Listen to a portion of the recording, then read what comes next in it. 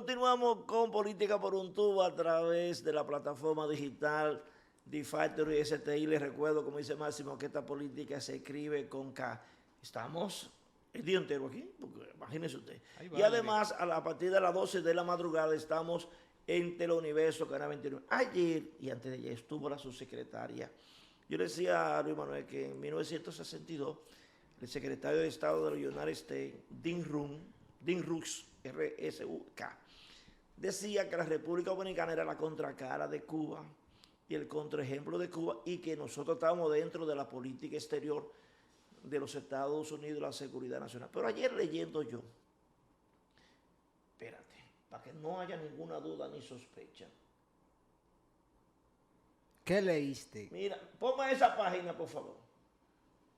Míralo ahí. USAID, United States Agency International Development, Agencia Internacional para el Desarrollo de los Estados Unidos en español, caso de República Dominicana. ¿Verdad? Estrategia de cooperación de desarrollo del país. Eso es lo que dice la USAID. Ahora, veamos lo que dice en la página 8, este documento, que no es una visita al azar. Y que nosotros, los Estados Unidos no son un imperio porque se chupan los dedos, sino porque todo lo calculan y todo. ¿Usted cree que una subsecretaria de Estados Unidos va a venir aquí? Entonces, oiga lo que dice ahí, póngala ahí. Atiende, Luis Manuel. Eso es de 22. Atiende, Manuel, atiende para que aprenda.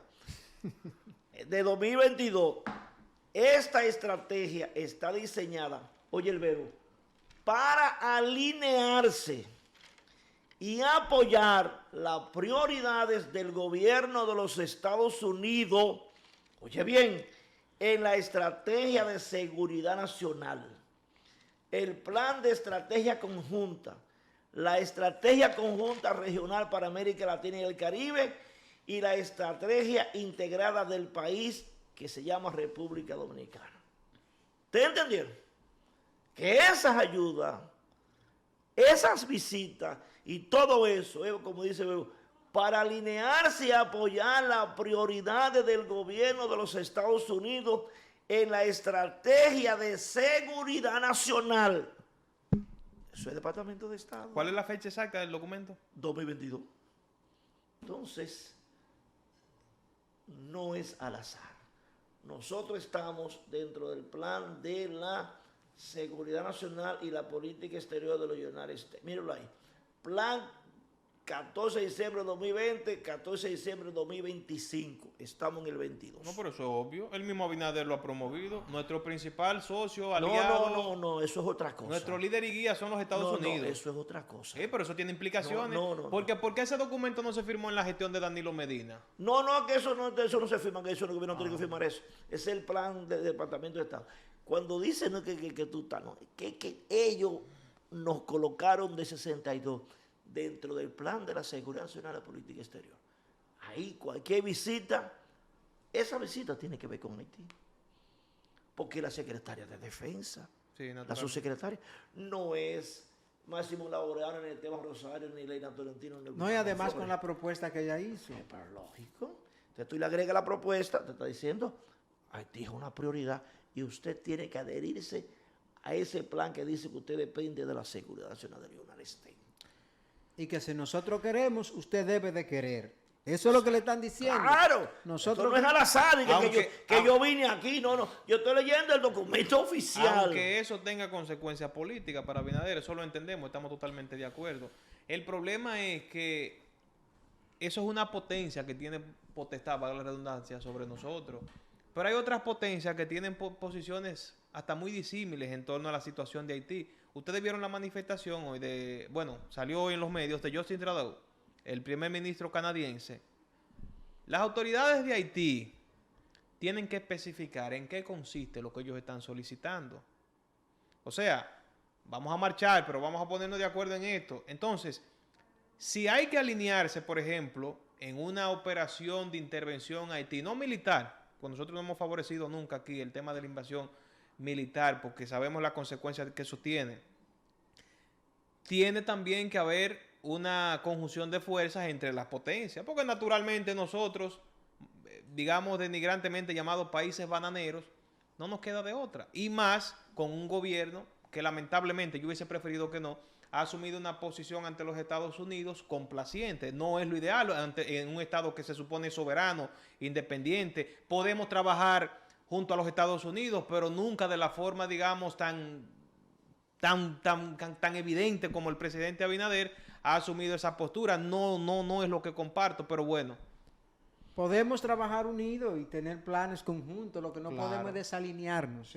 Eso es lo que no Ahí podemos. no podemos, no, porque Pero- estamos dentro de su órbita y esas cosas. Que yo le quiero decir a los televidentes que ninguna visita ni nada que de Estados Unidos es a la hazaña, es gratuito. Ellos no hacen visita de cortesía No, a nadie. ni te regalan nada de Ni cortesía. regalan nada. Entonces, eso es así. Por ejemplo, el último gran aporte que ha Ahí hecho está Estados Unidos es la dama posando es la con la- creación ¿Y de qué hace ella reunida con la No, Procuradora porque la General justicia de la es- República? Aquí hay ministerios que son propiedad de la USAID. ¿Y le trajo algún consejo? Medio ambiente, justicia, policía, salud pública y educación. Eso es propiedad de ellos, ellos no negocian eso. Y vienen porque lo decía creo que Lula en estos días, la nueva guerra política contra los políticos es el lawfare. Utilizar los jueces y la justicia para desacreditar a quienes, a los políticos de izquierda. Ahora, ¿quién forma a los jueces en la República Dominicana? ¿Usted no sabe quién es? La USAID. No el Consejo Nacional de la Magistratura. Exacto. ¿Y quién trae las ideas y los cuartos y los técnicos? La USAID. Entonces, ¿para qué? Para todo aquel que vuela a izquierda y lo dejen en el poder cuando salga va a pagar las consecuencias. ¿Quiénes? Cristina Kirchner, el de Ecuador, ¿cómo se llama? Rafael Correa, Rafael Correa, Lula, Mauricio Funer en Mauricio Salvador, Funes. Todo el que Ollanta olió a Humala. izquierda y salió Ullanta Humala, está Perú. en el lawfare. ¿Y quiénes son los jueces? Los jueces que creó y fundó la USAID con su programa de justicia. Por eso todos van a la policía, a salud pública, a educación, medio ambiente y terminan, ¿sabe dónde? Con la Procuraduría General de la República. El mensaje es claro, ¿eh? Muy claro. Esas son las semióticas del poder. La gente muchas veces no se da cuenta. Vino la subsecretaria de Defensa y mira lo que nos tiró. Tienen que proteger a los sectores Hay que proteger los sectores vulnerables. pero sobre todo los dominicanos, haitianos y descendientes. Hacen un mangú para confundir a los dominicanos, pero una cosa. Pero Estamos en política como por un tú tubo. planteabas ayer, ahí está reunida con Chu Vázquez, que todavía es el ministro de Interior, lamentablemente. Todavía. Ahí está el ministro de Relaciones Exteriores, ahí está el presidente de la Cámara de Diputados, Alfredo Pacheco, el presidente de la República, obviamente, y en el extremo allá no reconozco el señor del candado. No, Carlos ese es el Silva. encargado de negocios de la Embajada de Estados Unidos. Ah, ok. Encargado de negocios de la Sí, Embajada porque de no los tenemos Estados embajador, Unidos no tenemos embajador. en la República. No hay embajadores ahora, ¿no? No. ¿Y, Tenemos 2 años sin embajador. ¿Y quién fue el último embajador o embajadora? Brewster. No, después Después de Brewster vino una persona. Sí. No recuerdo, no. Pero sobre la marcha lo conseguimos. Entonces, tenemos que hablar, Esteban, que el próximo domingo, sin ese, son las elecciones en Brasil, la segunda vuelta. Y Miguel Vargas posiblemente lance la candidatura presidencial de Santiago. Miguel Vargas, de sí, centro- estará de aquí centro de convención, en ¿qué? el centro de convenciones que Hipólito Mejía le regaló a Príamo Rodríguez Castillo. Lula, buscando regresar a la presidencia de Brasil, la puntuación, tú no, busca por ahí, 7, Esteban. tiene 7. 7 puntos, yo creo que sí. Yo creo que Lula con 7 puntos va a echar ese pleito contra el conservador Jair Bolsonaro, que ha estado lanzando dardos de todo tipo a Luis Ignacio Lula da Silva. Esas elecciones son el próximo domingo. Ya para el lunes vamos a estar aquí hablando entonces de esos resultados. En lo personal, yo espero que estemos hablando del regreso de Ignacio Lula da Silva a la presidencia del Brasil, porque entre uno y otro, nosotros como dominicanos nos convendría que regrese el modo de gobernar esa... Y a toda América Latina. Y a toda América Latina, porque Brasil ahora mismo está gobernado por un señor muy conservador, neoliberal a extremo, que incluso se le culpa de ser responsable de muchas muertes en Brasil porque él predicaba. Ahí está la fotografía, ahí vemos a Ignacio Lula da Silva, para los que no lo conocen, ¿verdad? El señor con barba, que puede haber gente que no sepa quiénes son, y Bolsonaro, Sí. el señor con lente, muy conservador, que no creía en el COVID. En nada. Él no cree en nada que tenga que ver con progresismo, o sea, todo lo de él es muy ultra conservador. 7 puntos es mucho, entendemos que si no pasa un asunto muy extraordinario que afecte a Lula da Silva, que decía Esteban Rosario en la semana pasada, no quiso volver al debate. Porque no le convenía. Está discutiendo acusaciones de mala palabra, ¿no? Sí, Insulto. fue un debate que se salió de su norma. No, fue una retaíla de insultos y mala palabra que aquí son chiquitas de las que dijeron allá. Bueno. Que Bolsonaro lo dijo a Lula, cosa de grande liga. Pero lo importante sería un impacto terrible porque es el monstruo económico de América Latina. Hay 3 economías importantes en América Latina. Y se fortalecería. Brasil, México y Chile. Y se fortalecería ese bloque de gobierno de línea de izquierda socialista Oye la triada. que ha regresado. Las 3 economías más importantes de América Latina son Están Brasil, manejadas por México progresistas. y Chile, y los 3 están... Aunque en el caso de Chile tiene un embrollo ahí con la constitución, que quisieron cambiarla, no se pudo. Una constitución de 1980 que tiene mucho de aquello de Augusto Pinochet. Fue muy apresurado. Yo creo que fue muy apresurada, pero también me pregunto, pero ¿cómo es que los chilenos, por asuntos políticos, se rehusaron a que se modificara esa constitución? Máximo, es que hay cosas. Eliminar papá y mamá, hombre y mujer. Pero allí también primó mucho la reelección, Esteban. Está bien, pero eso fue uno de los factores fundamentales. Esas son cosas que no. Mira, de hecho, en Brasil hay una disputa entre Lula y Jair Bolsonaro, porque Lula propone hacer baño neutro en las escuelas. ¿Qué hacen? Baño neutro. Sí, O sea, ellos y ellas. sí.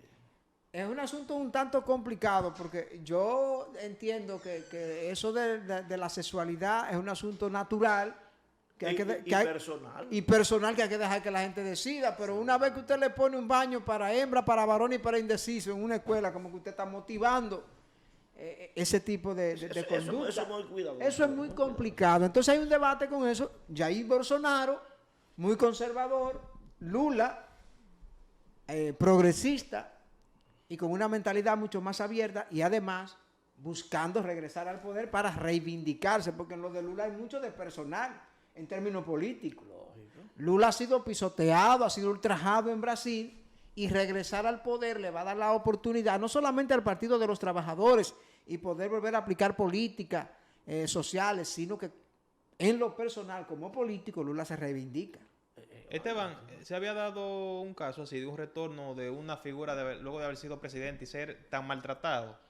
Porque Sí, en el caso de este muchacho que se suicidó, de Alan García. Alan García. Sí, pero tan maltratado internacionalmente así. Sí. Pero Alan No, yo no García, creo que Hay una expresión en América Latina que incluso hay varios candidatos que dicen de la cárcel a la presidencia, de Por la él. cárcel al poder. Hay muchos casos. Porque el de Mandela fue distinto. Mandela no había sido presidente. no, Mandela no había sido presidente, Pero había sido un líder. y su historia era distinta. Diablo, pero fueron 25 años presos como quiera. 25 años son 25. Y en el Una 94 gana la presidencia en Ahí está Sudáfrica. Alan García. Alan Sí, García. Ese pasó de todo hasta que al final se suicidó.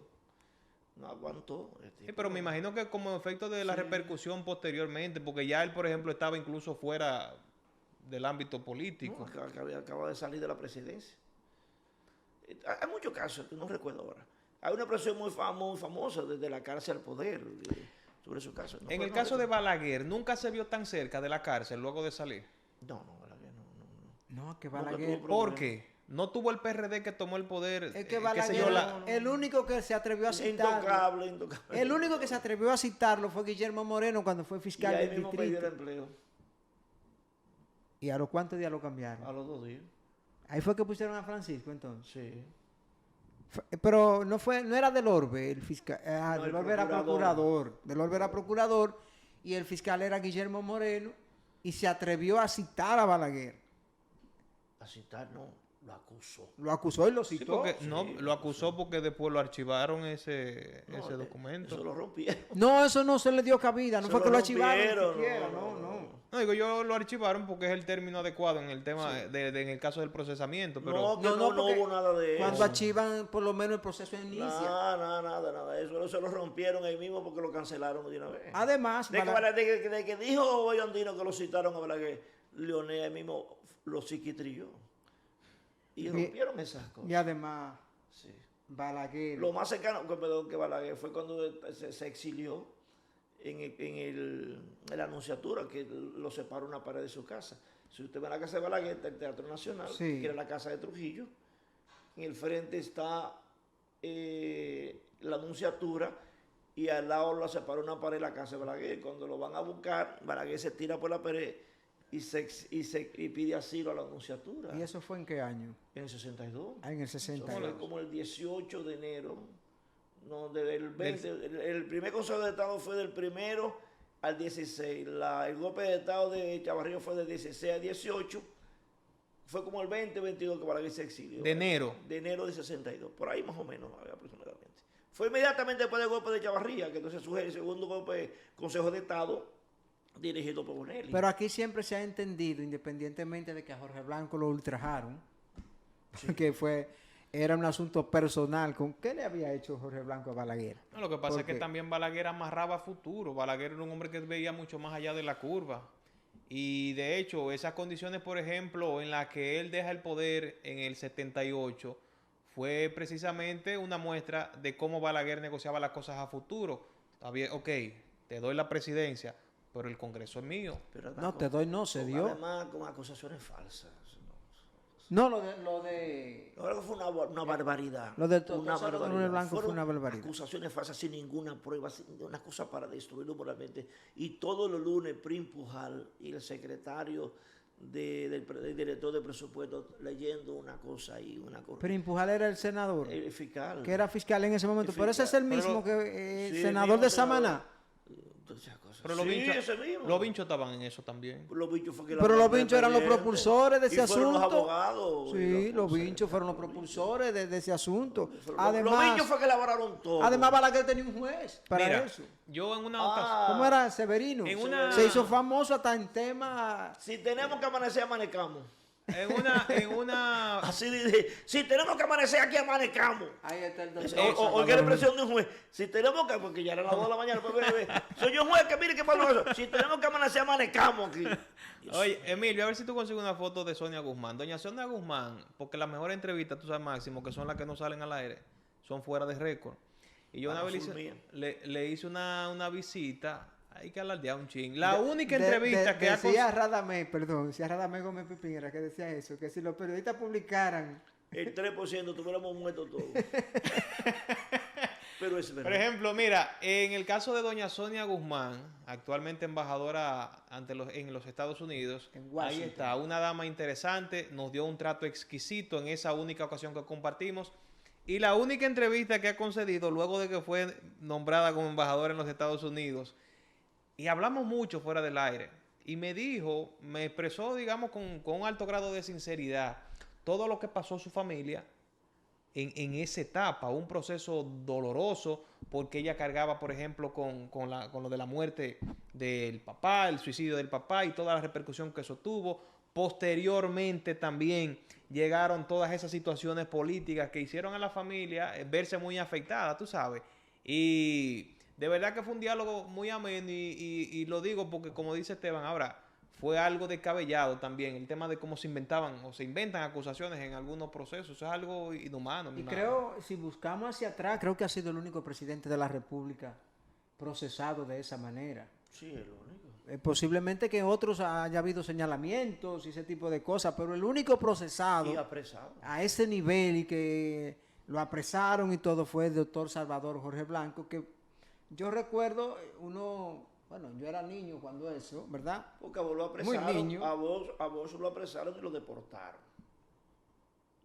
Y lo que se vendía, porque había un choque muy frontal entre ese PRD ferviente de la época y el reformismo. Y los reformistas le sacaban en cara a los PRDistas, todo eso. Eso fue un escenario fue una época muy difícil para esa familia, sobre todo. Una época difícil, difícil. Y para los periodistas fue una época difícil también. Yo trabajaba en el Nuevo Diario cuando eso. Bueno, ahí están pasando imágenes de ese juicio. Era Jorge cosa Orlando. de verdad. Ahí Y el está. juez Severino no se vio. Severino lo menciona Raulín en una salsa. ¿Severino? Raulín Rosendo. Sí. No, porque se hizo muy popular y muchos artistas pues hicieron uso Mira, de su cuando nombre. aquí en se algunos haga temas. un estudio de la maldad, ¿Que lo vincho qué? un estudio de la maldad en el ejercicio de la política dominicana. Mira, señores, Vincho Castillo no va a salir bien. No va a salir bien. Eso de los cueros ¿De Haití? de La Vega Ah. a Monseñor Panal. Buscate 50 prostitutas, que eran cueros, como decían antes. Y así está en la historia, ¿no? Y rodear la iglesia y Panal salir corriendo y desnudarse y enseñar los senos en la catedral de La Vega. Es una cosa, acosan a los bichos de eso, a bichos. Bueno, Una cosa terrible. Regre- Pero aparte de eso, el gacetazo de 78, mira, a propósito, diputado de Trujillo, los 12 años de Balaguer, después lo de Peña Gómez. fundó un partido para fuñir la paciencia en 1980. El daño a la migración haitiana, esas cosas. Miren aquí. Regresando a la política, Esteban, actualizada, ahí está Guido lanzando humo. El aspirante presidencial del Partido Revolucionario Moderno, Guido Gómez, denunció que hay un sector del PRM que apuesta a un entendimiento con el PLD mediante un tratamiento especial para algunos exfuncionarios del gobierno de Danilo Medina investigados o ya sometidos por presuntos casos de corrupción. Donald Guerrero. Ese es uno de esos. Eso se está manejando mucho. Que hay una corriente en el PRM y el gobierno que no quiere que le hagan la fiesta a Donald Guerrero. Otro más radical dice que sí. Y entonces, ni modo. Otro que lo está protegiendo es a Francisco García. A Francisco Javier García también. No lo han tocado. Incluso recuérdense que al final del gobierno de Danilo, ¿cómo se llama? Guido hizo una denuncia terrible con documentos sobre el caso de turismo y Francisco Javier García. Bueno, Y aquí sin embargo no ha habido, ¿no?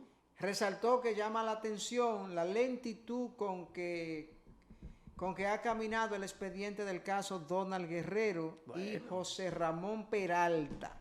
Y el otro personaje es Gonzalo. Gonzalo Castillo y los famosos 11,000 millones del asfalto. Yo pensé que eso a esta hora ya iba a estar. Es que yo no creo que haya lentitud en lo que dice Esteban. Es una guerra de opinión y la opinión misma puede ser una herramienta de negociación para el mismo PRM y para el mismo PLD. Digo yo, Esteban, tú que sabes tanto de esto, ¿verdad? Pero lo que dice Guido está en lo cierto. Está en lo cierto. ¿Sobre qué? Porque Guido ha dicho tantas cosas. No, es que Guido es un tipo muy enterado. Muy enterado. Pero muy, muy enterado. Es más, Guido sabe, y me dijo, no voy a decir nombre, hasta quiénes se acostaban del PRM con mujeres del PLD para buscar impunidad. Me dijo algunos cuantos nombres. Sabe todo. Todos los chismes del poder, de mujeres, hombres, de sexo, de negociación. Guido lo sabe todo. Porque él disfruta ese chisme del poder. Y lo grande que lo dice. A veces no puede decir en los medios, pero ni No, modo. pero Guido Una fiesta. tiene la cabeza bien puesta, hay que establecer eso. Es un político a tiempo completo. Sumamente Y- preparado e inteligente. Y tiene, eso iba a decir, tiene esas condiciones, porque Guido no solamente es el político que hace contacto con la base, se ha pasado todos estos años buscando contacto con la base, llevándole un mensaje a esa base del partido de cómo deben ser las cosas. Mira, Y, sí. y aunque es muy incisivo, obviamente, porque él busca un nicho, o más bien tiene un nicho dentro del partido que no quiere perder políticamente. O yo no diría que dentro del partido, dentro de la política nacional, porque fíjate que cuando se quedó en el PRD, fuñendo la paciencia y llevando procesos. Recuerda que muchos de sus procesos no prosperaron porque para entonces Miguel estaba casado con el PLD como aliado. Entonces todos esos procesos se le cayeron, o más bien se fallaron a favor del PRD y Miguel Vargas Sí, Maldonado. mira, antes de irnos a la pausa, él tiene razón. Si en estos 8 meses a mayo el PRM no cambia, va a perder. Ningún gobierno con esta situación de inseguridad, de inflación, Vamos a votar Chu. de abusos policiales, Ese no es el abusos de la DGI, en medio de una crisis internacional, con estos precios de medicamentos, ningún partido gana. Con la base disgustada, con funcionarios que no reciben a nadie. Esa nómina se va a ampliar en enero, tú vas a ver. No, pero bueno, no es nómina. Con esas variables, todas juntas, complicado. Retornamos en breve.